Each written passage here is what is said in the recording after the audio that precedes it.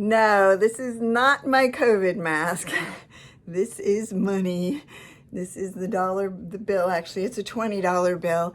And this video is about unconditional prosperity. So what is unconditional prosperity? Yeah, it's a term that I made up, and it came out of my own experience of a place where I feel prosperous no matter what's happening. How did I get to that? Well, a lot of it had to do with the 4 questions of the work of Byron Katie, and I'm going to just take you through a little example that's happening to me right now. It relates to a situation that I've been working on for years to move my house in a direction of being able to I've let these roofs practically cave in because I was determined to redo a part of the house, and we have a little retreat center here too. And it's an amazing story that I even have this house, because when I went through my pretty grueling divorce back in 2001, a divorce that lasted over 4 years to get through, I was in so much fear. My health had crashed. I had, because of that, lost my big career and gone through a really difficult divorce. Didn't know if I'd be able to keep this really beloved spot where I live or what was going to happen next. And I was constantly in this bittersweet place where I was living in the projections of poverty and of everything going wrong. And now there are a number of circumstances that could be seen as paralleling that. And yet I'm not in anxiety. I'm not in a place where I feel like there's a problem. I'm Shawn Mashey, and I often say I'm an author and a coach that talks a lot about unconditional thriving. And I say, in some ways, there's only one thought behind all emotional pain, and that's the thought, this should be different than it is.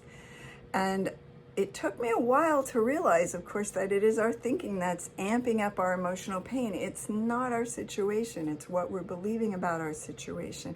And yet I still didn't know how to deal with that until I stumbled on the 4 questions and the turnarounds of the work of Byron Katie. So we're just briefly going to walk through a situation that I have now. For example, I'm down to the wire, having let the roofs practically cave in, having worked with an architect. I've actually had this vision for 22 years since I've lived here, but I didn't have a clear vision, and it's all been coming together. And there have been a lot of no's along the way, even in these last 2 or 3 years when it has really started coming together. But now we're just kind of down to the wire with this loan. It's supposed to close in 2 days, and there's a big glitch. And the last time this glitch happened, all the funding fell through. So I could be in a state of high anxiety. I could be in a lot of anger about the people that created that situation and why I didn't know sooner and all kinds of that. But what this has left me with is trusting that even if the whole thing falls through, I can't necessarily know that that's a bad thing. I may be thanking my lucky stars later that I didn't get the loan and didn't spend the money and didn't remodel the house. And we just can't know. That's so much of what I have learned from this work. So this process works with the way our brains are wired. And let's just settle for a minute. The thought I would have, we go through something called the Judge Your Neighbor worksheet and isolate all the thoughts. You can put all your angst on paper in a really structured, great little way, and I'll cover that in another video. But if I were to hone in on the thought, I need this to be different than it is. And that's the one thought I say behind all emotional pain. I see myself in a place where the loan has fallen through. I have this future projection, and I'm really upset, and I'm telling myself, I needed that loan. I need this loan to close. So is it true? Is question 1.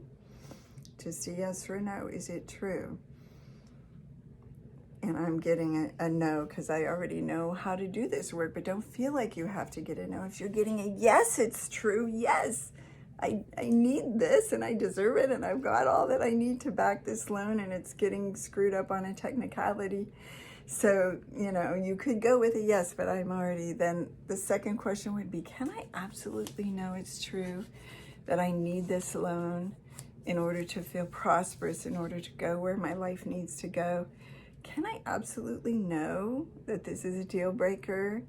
And there were so many things along the way with the divorce like that, whereas if I had had this work then, this is about happiness in the moment, about being with exactly what's showing up and knowing that it's enough. My definition of prosperity is knowing that there is enough, there always was enough, and there always will be enough. And you can question any thought that says otherwise and release that thought from your mind.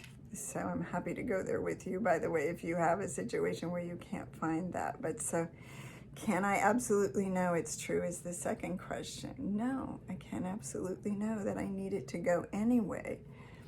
My mind has become so humble about what should unfold. But when you're really in the thick of it, like I was a little earlier today when I heard about this, and I was able to calm myself. Question 3, how do I react when I believe that thought? Okay, video camera on me. How am I feeling? What am I saying? What's my irritation with the mortgage person? What are my visions of the future? All of that. So just think about that. Question 3 is, how do you react? What happens? Take your own inventory. Get the focus off everyone and everything else. Get the focus off past stories and future stories. Put the focus on how do you react. And don't beat yourself up for how you react. We're just observing. We're just taking a look. And then question 4, this is sign language where we do 1, 2, 3, 4 this way, is who would I be without that thought? Who would I be in this moment when I'm on the phone and she's telling me, oh, it looks like the whole thing may fall through? Is, okay, I'd be curious. That's the way it goes most of the time. And this whole process, I'm just watching the movie of my life. And when the close was scheduled for 2 days from now, everybody said, oh, that's great. It's finally going through. And I said, it ain't over till it's over.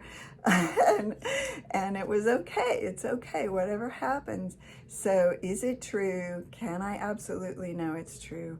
How do I react when I believe that thought? Who would I be without that thought?